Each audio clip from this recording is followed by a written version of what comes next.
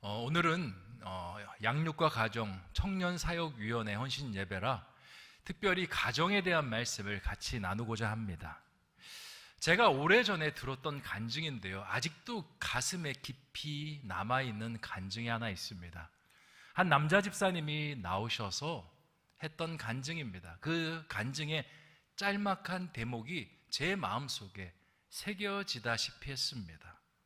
그 간증의 중간에 그 대목은 뭐냐?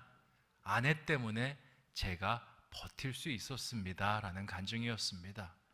그 집사님은 이 40대 초반에 우리나라의 유명한 건설회사에서 이제 명예퇴직이라고 하죠. 권고퇴직을 받아서 퇴직하고 말았습니다.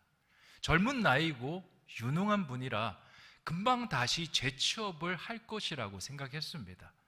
그런데요, 웬걸 연락을 아무리 돌리고 이력서를 뿌려도 면접을 오라는 곳이 아무 데도 없습니다. 그렇게 해서 3개월, 4개월, 6개월이 지났습니다. 아무것도 안 한 채 그냥 놀고 있기에 뭐 하니까 대리운전을 시작했습니다.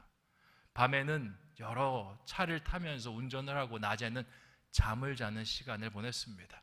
그러면서도 꾸준히 이력서와 자기소개서를 보냈는데 아무 곳에서도 연락이 오지 않습니다. 사람의 마음이 점점 낙담으로 접어들게 됩니다. 하루는 아내에게 자신의 답답함을 토로합니다. 여보, 미안해. 내가 너무 못난 사람인 것 같아. 내가 아무리 이렇게 이력서를 넣어도 연락 오는 곳이 없네. 나는 세상에서 필요 없는 사람인가 봐. 부족한 사람인가 봐. 나는 당신에게, 우리 자녀들에게 멋진 남편, 훌륭한 아빠가 되고 싶었는데 나는 그런 사람이 아닌가 봐 하면서 아내 앞에서 엉엉 울기 시작합니다. 그런 남편을 바라보면서 아내는 살며시 남편을 안아줍니다. 등을 도닥여줍니다. 아니야, 당신은 여전히 나에게 멋진 남편이고 아이들에게 존경받을 아버지야. 나는 당신이 반드시 재기할 거라고 난 믿어. 그렇게 하면서 아내가 위로해주고 부부가 함께 울었습니다. 아내는 그 이야기를 마친 다음에 한 가지 더 이야기를 덧붙입니다. 여보, 그런데 내가 당신을 보니까 당신의 능력이 출중하고 당신의 경험이 많다 보니까 한 가지 하지 않는 것이 있어. 당신이 하나님께 기도를 하지 않아. 어쩌면 지금 이렇게 연락이 없고 취업이 안 되는 거 하나님께서 기다리시는 거 아닐까?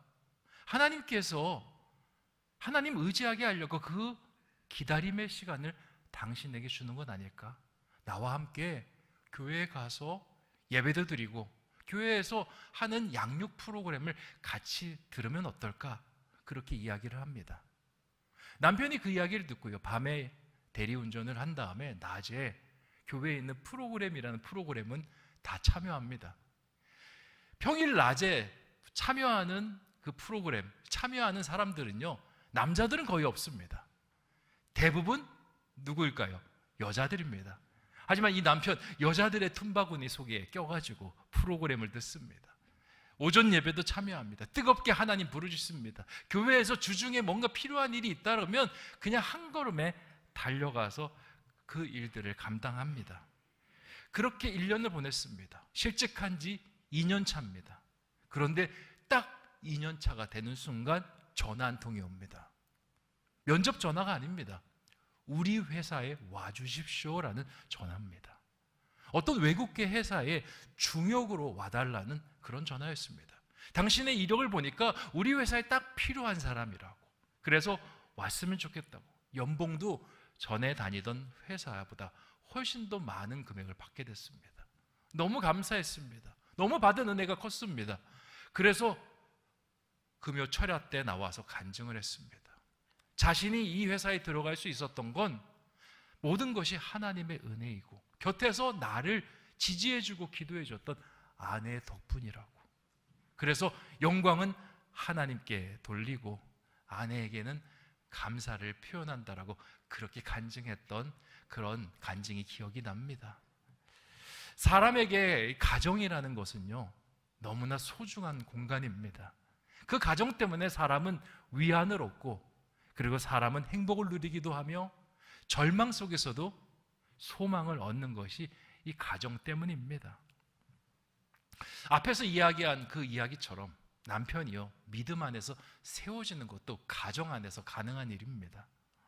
그러니까 이 양육과 가정 청년사역위원회 굉장히 중요한 일을 하고 있는 겁니다. 한 가정을 살리고요, 한 영혼을 살리는 너무나 귀한 일을 하는 것입니다. 성경을 보면 하나님 나라는 가정에서 시작해서 가정으로 맞춰집니다. 창세기를 볼 때 하나님께서 인간을 창조하십니다. 그 인간을 몇 명 창조하신 줄 아십니까? 한 명 창조하지 않습니다. 처음부터 2명 창조합니다. 창세기 1장 27절 말씀 같이 한번 읽어보겠습니다. 시작. 하나님이 자기 형상 곧 하나님의 형상대로 사람을 창조하시되 남자와 여자를 창조하시고. 아멘. 창세기 1장에 6째 날 하나님께서 사람을 창조하시는데 우린 일반적으로 아담만 하나님께서 빚으시고 창조하신 것으로 생각합니다. 그런데 1장에서는 그렇게 이야기하지 않습니다. 남자와 여자를 함께 창조하셨다라고 그렇게 말씀하십니다. 그리고 하나님께서 복을 주시는데 그 복은요, 가정이 아니면 이룰 수 없는 복입니다. 하나님께서 뭐라고 말씀하시냐? 생육하고 번성하여 땅에 충만하라 말씀하십니다. 남자 혼자 생육하고 번성할 수 있습니까? 여자 혼자 생육하고 번성할 수 있습니까? 아닙니다. 남자와 여자가 함께 공존해야 이 복을 이뤄낼 수가 있는 것입니다. 그렇게 하나님의 복을 받아서 복을 이루며 살다가 하나님 나라로 갈 때에도 가정으로 하나님 나라로 갑니다. 성경의 마지막 책인 계시록을 보면요, 온 가족이 함께 모여서 하나님을 찬미하는 말씀으로 계시록이 맞춰집니다. 새 예루살렘과 새 땅이 존재합니다. 하나님을 믿는 백성들이 함께 모여 있습니다. 그런데 그 사람들 더 이상 백성이 아닙니다. 누구냐? 하나님 안에서 자녀된 형제와 자매입니다. 그렇게 한 가족이 영원한 천국이라는 공간을 누리면서 말씀이 맞춰집니다. 그러니까 하나님 나라는요, 가정에서 시작돼서 가정으로 맞춰지는 것이 하나님 나라인 겁니다. 그렇다면 궁금한 것이 있습니다. 왜 하나님께서 가정으로 그렇게 인간이 살아가도록 만들었을까? 혼자 살아가면 안 됩니까? 요즘은 1인 사회이지 않습니까? 1인 사람은 어떡하라고? 1인 사회가 되었지만 하나님께서 본래 만들어 놓은 가정은 함께 남녀가 가정을 이루는 사회입니다. 왜 그러냐? 하나님께서 그런 방식으로 세상 속에 존재하시는 분이기 때문에 그렇습니다. 하나님도 가정이 있습니다. 아버지가 누구죠? 성부 하나님. 아들은요? 성자 예수님. 그럼 성령님은요? 어머니적인 역할을 하는 것이 삼위일체 하나님의 모습입니다.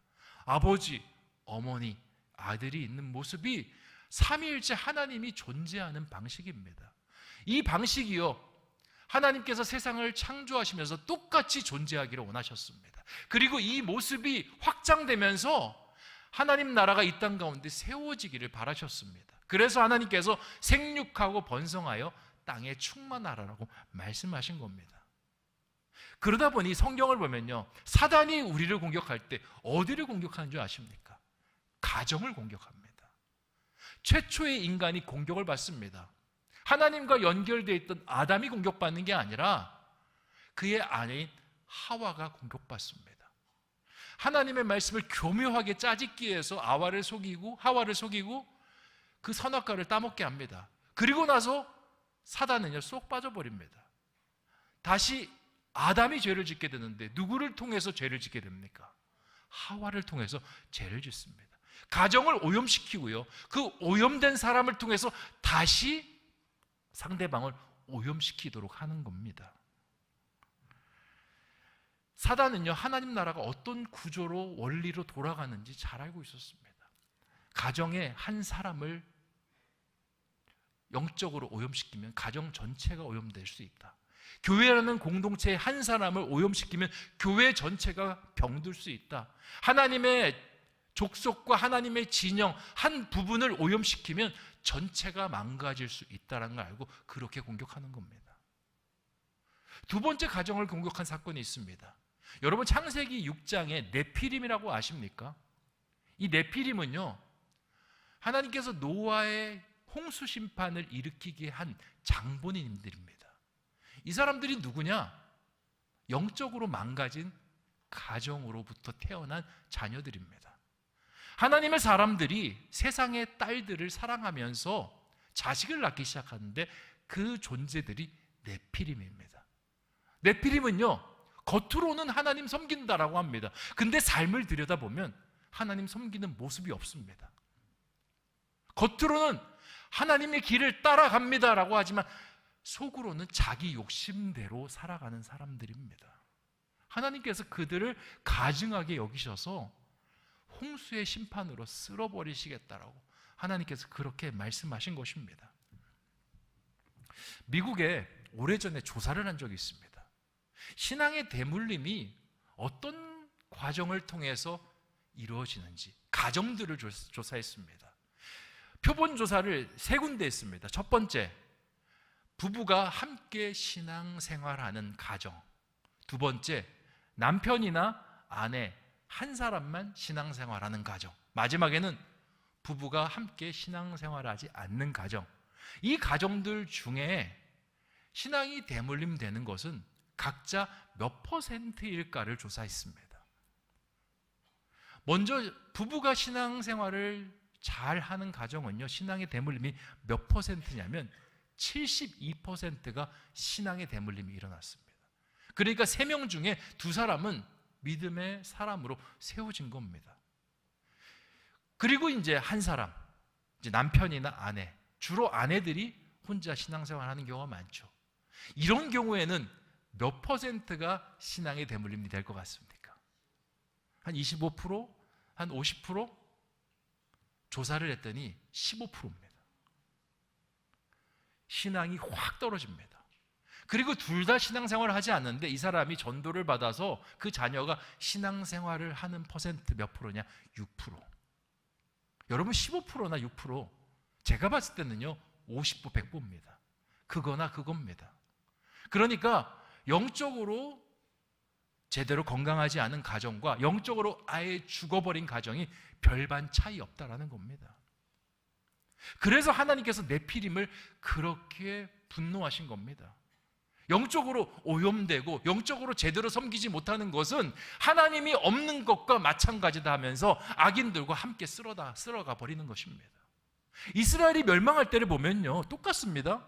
이스라엘이 하나님 제사 안 해서 멸망한 거 아닙니다. 하나님 섬기지 않아서 멸망한 거 아닙니다. 하나님 섬기는데 우상 섬기고요, 하나님 섬기면서 이방 나라 섬깁니다.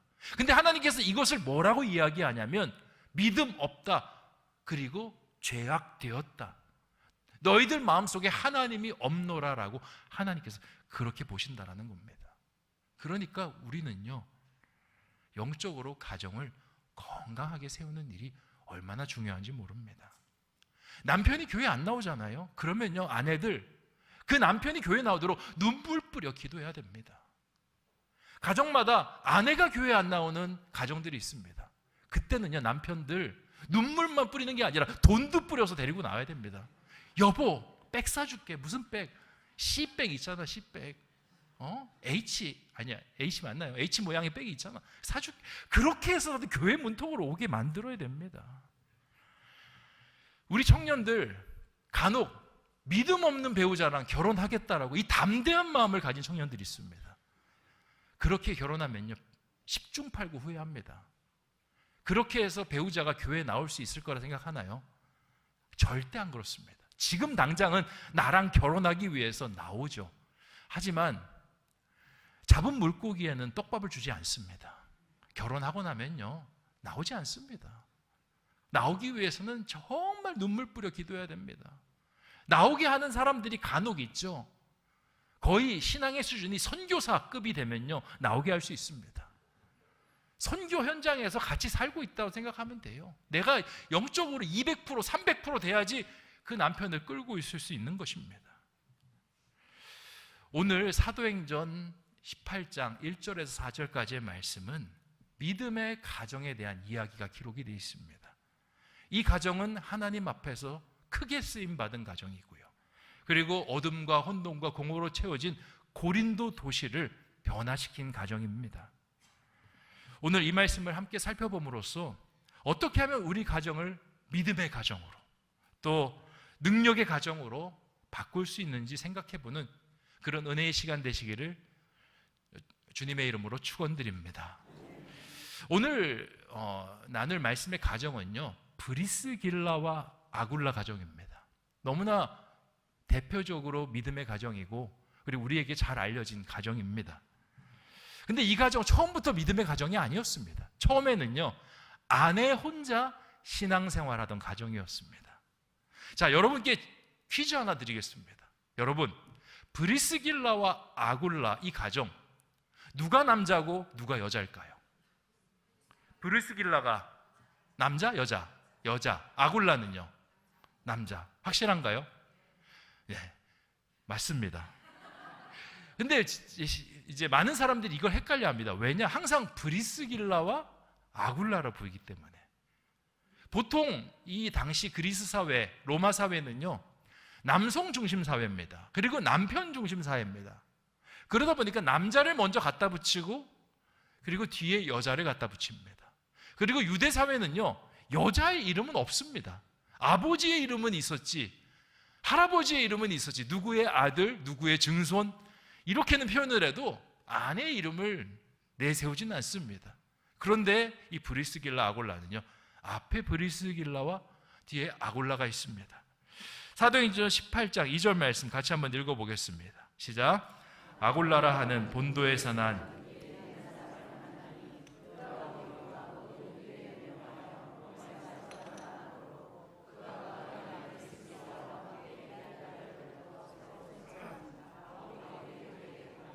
아멘.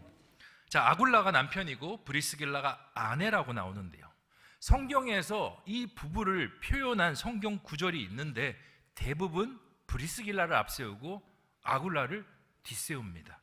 사도행전 18장 18절 말씀을 제가 읽어보겠습니다. 바울은 더 여러 날 머물다가 형제들과 작별하고 배 타고 수리아로 떠나갈새. 누가 먼저죠? 브리스길라와 아굴라도 함께 하더라. 바울이 일찍이 서원이 있었으므로 갱그리아에서 머리를 깎았더라. 브리스길라가 앞에 있고 아굴라가 뒤에 있습니다. 여기만 그런 게 아니라 로마서 16장 3절도 그렇게 돼 있습니다. 너희는 그리스도 예수 안에서 나의 동역자들인 브리스가와 아굴라에게 문안하라. 항상 여자를 앞세우는 겁니다. 왜 이렇게 여자를 앞세우느냐? 그건요, 하나님 나라의 기준과 세상 나라의 기준이 달라서 그렇습니다. 세상 나라는 힘이 중요합니다. 그 시대의 권세가 중요합니다. 당시는 농경사회였습니다. 남성 중심 사회였습니다. 그러다 보니까 남자를 먼저 앞에 갖다 두고 뒤에다 갖다 놓는데, 하나님 나라는요, 힘의 사회가 아닙니다. 어떤 권세의 사회가 아닙니다. 누가 하나님을 더 열정적으로 섬기느냐, 그것이 중요한 사회입니다. 그러다 보니까 브리스길라가 먼저 하나님을 믿었고 하나님을 열정적으로 만났습니다.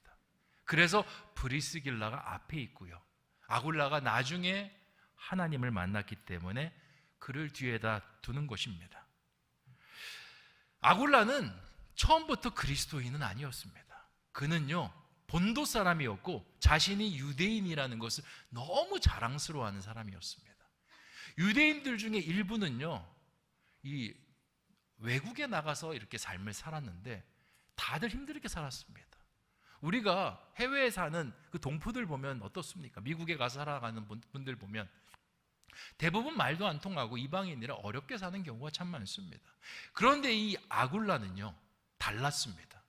거기서 성공한 사람이었습니다. 천막 만드는 기술을 가지고 많은 부를 얻고요, 그리고 명예도 얻고 지역 유지로 그렇게 살아갔습니다. 그러다 보니까 늘 자신감으로 채워져 있습니다. 내가 마음만 먹으면 못할 일 없어. 내가 손대는 사업은 다 성공할 거야. 아내인 브리스길라가 예수님 이야기해도 콧방귀 깁니다. 예수님? 그게 뭐가 그렇게 중요하다고? 그게 돈이 나와 뭐 쌀이 나와? 내가 마음만 먹으면 이 돈으로 할 수 있는 게 얼마나 많은데 그런 예수를 믿느냐.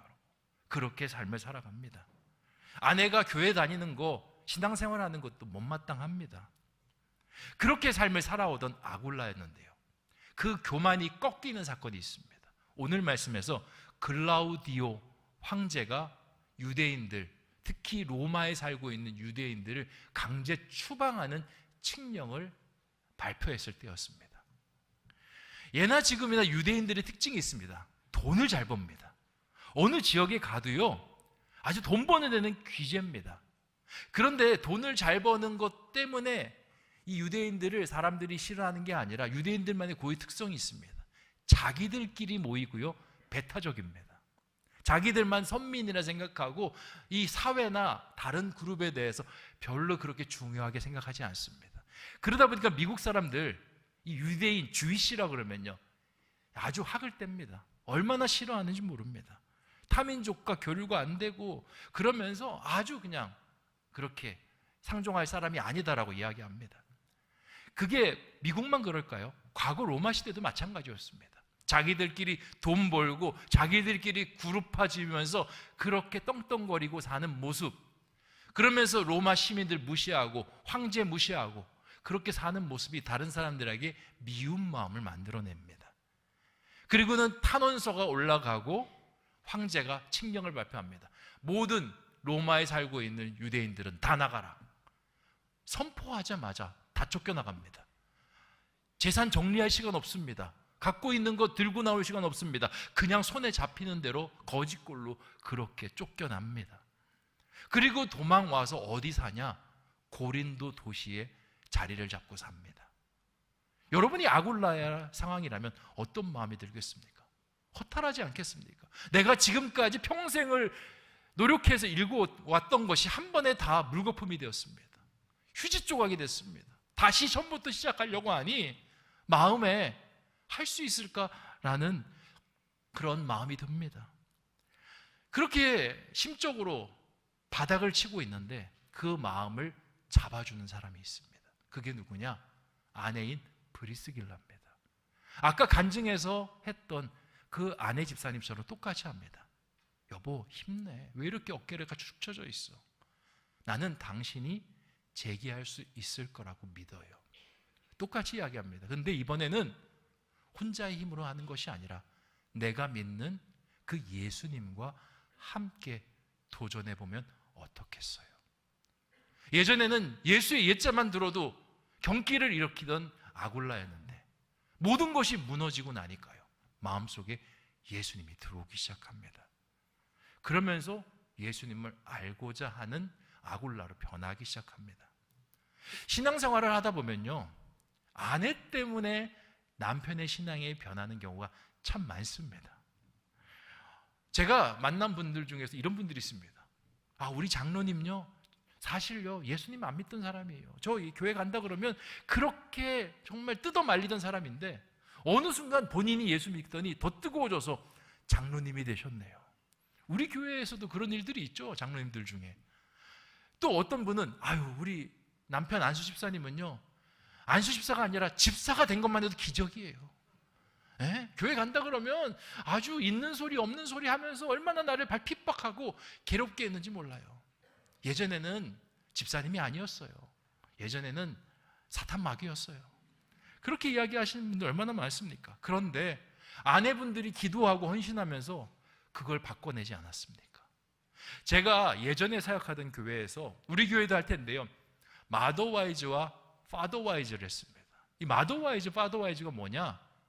크리스찬 아버지로서 어떻게 역할을 해야 되는지, 어머니로서 어떤 역할을 해야 되는지 그걸 배우는 그러한 양육 프로그램입니다. 거기에 참여하는 아버지들과 어머니들이 다릅니다. 제가 두 프로그램 해보니까 마더와이즈 어머니 프로그램을 하면요, 대부분 신앙이 좋은 어머니들이 모여듭니다.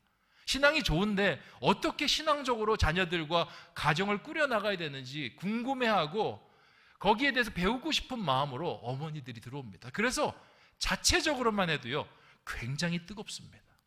근데 파더와이즈는 다릅니다. 파더와이즈는요, 신앙이 뜨거운 아버지들도 오시지만 신앙이 전혀 없는 아버지들도 오십니다. 그런 분들은 왜 오셨냐? 아내가 등 떠밀어서 보낸 겁니다. 여보, 이거 좀 들어봐. 그리고 저한테 와서 그럽니다. 목사님, 우리 남편 좀 바꿔주세요. 제가 이야기합니다. 파더 와이즈는 남편들의 삼천 교육대가 아닙니다. 제가 어떻게 바꿀 수가 없습니다. 하지만 바꿀 수 있는 방법이 있는데 기도하면 바뀝니다. 그리고는 마더 와이즈 때는 안 했는데 파더 와이즈 때는요, 남편을 보낸 부인들을 불러 모았습니다. 우리가 1시간 반, 2시간 동안 이 파더 와이즈 프로그램을 하려고 하는데 혹시 2시간 동안 중보 기도를 해주실 수 있습니까? 아내들은 다 하겠다 그러시더라고요. 그리고는 정말 2시간 꼬박 지하 기도방에 내려가서 기도를 하였습니다. 그렇게 6주를 하니까요, 진짜 예수님을 안 믿는 남편들이요, 서로 간에 친해지면서 예수님에 대해서 궁금증을 갖고요, 변화하는 역사들이 일어났습니다. 제가 이걸 바꿔서 남편들을 불러 모아서 기도하라고 했다면요, 아마 실패했을 것입니다. 근데 아내들은 그걸 하더라고요. 아굴라도 이렇게 신앙이 들어갔습니다.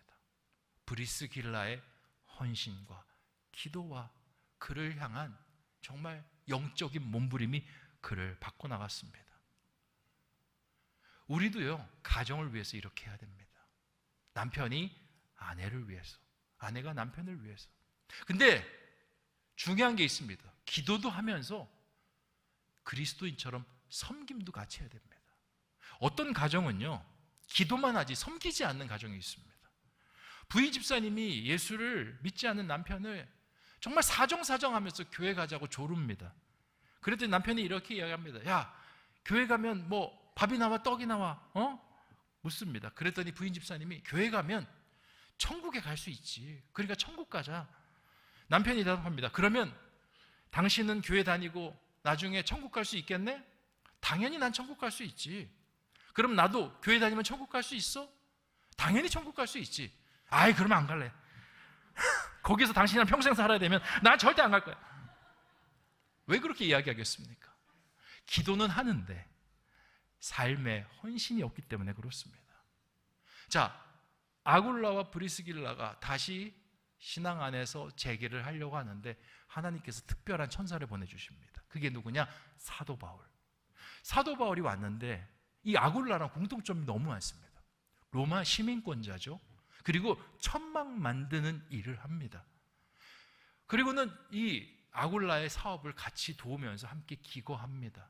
그리고 이런저런 이야기를 주고받는데요, 아내보다 알고 있는 지식이 많습니다. 복음의 정수를 꿰뚫고 있습니다. 그러다 보니까 이 바울을 통해서 하나님을 제대로 아는 역사가 일어나게 되는 겁니다. 이 일이 가능하려면요, 브리스길라의 노력이 필요합니다.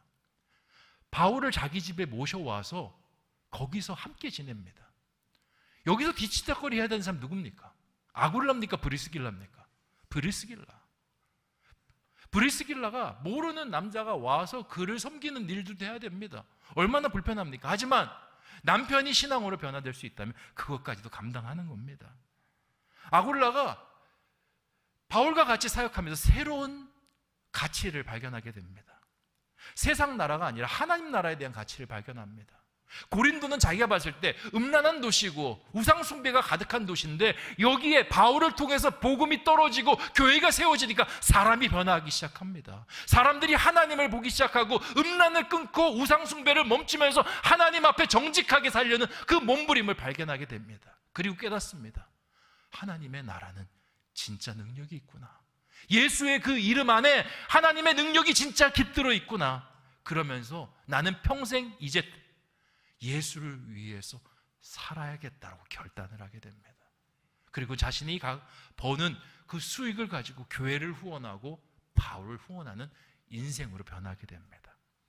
그러니까요, 어떻게 되냐? 이름이 바뀝니다. 처음에는 브리스길라 그리고 아굴라이잖아요.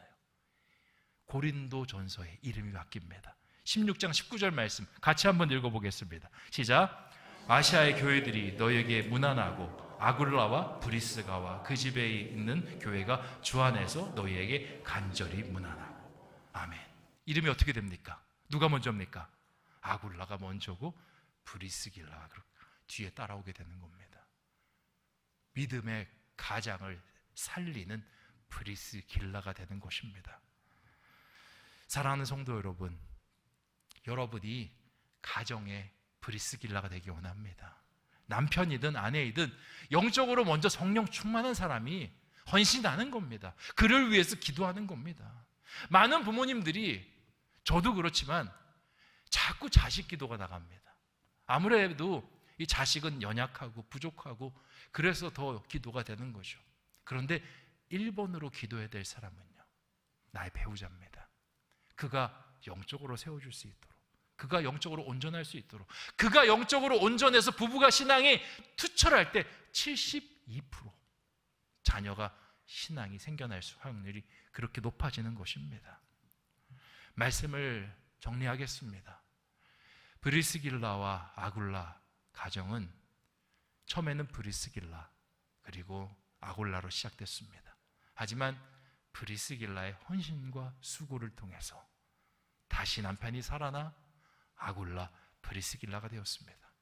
여러분의 가정이 서로를 위해서 기도함을 통해서 남편이 먼저, 아내가 먼저, 둘의 신앙이 정말 뜨거워서 서로가 서로를 정말 끌어안아주고 섬겨주는 복된 가정 되시기를 주님의 이름으로 축원드립니다. 기도하겠습니다. 좋으신 아버지 하나님, 오늘 우리에게 믿음의 가정에 대한 말씀을 주시니 참으로 감사합니다. 믿음의 가정은 신앙이 뜨거운 사람이 우위를 잡고 군림하는 것이 아니라 영적으로 다른 사람을 섬겨주고 기도해주고 중보해주는 가정입니다. 브리스길라와 아굴라, 브리스길라로 먼저 출발했습니다. 아굴라 뒤늦게 따라왔습니다. 하지만 브리스길라의 헌신과 수고로 남편이 비로소 아굴라, 브리스길라로 바뀌는 은혜가 있었습니다. 우리 가정들마다 믿음이 충만한 가정이 있지만 믿음이 한쪽은 어그러진 가정들이 참 많습니다. 아버지 하나님, 믿음을 세울 수 있도록 인도하여 주시고 가정의 믿음을 온전케 하여서 서로가 서로를 중보하고 또 헌신하고 섬기는 복된 가정들 되게 하여 주시옵소서. 또한 신앙을 갖지 못한 채 오랫동안 그 영혼을 위해서 기도하고 있는 분들이 있습니다. 끝까지 포기하지 않게 하여 주시고 하나님께서 바꾸실 수 있습니다. 하나님께서 하시면 능치 못할 일이 없는 줄 믿사오니 끝까지 붙들고 기도하는 우리 모든 신성의 교우들 되게 하여 주시옵소서. 감사를 드리오며 모든 말씀 예수님의 이름으로 기도하옵나이다. 아멘.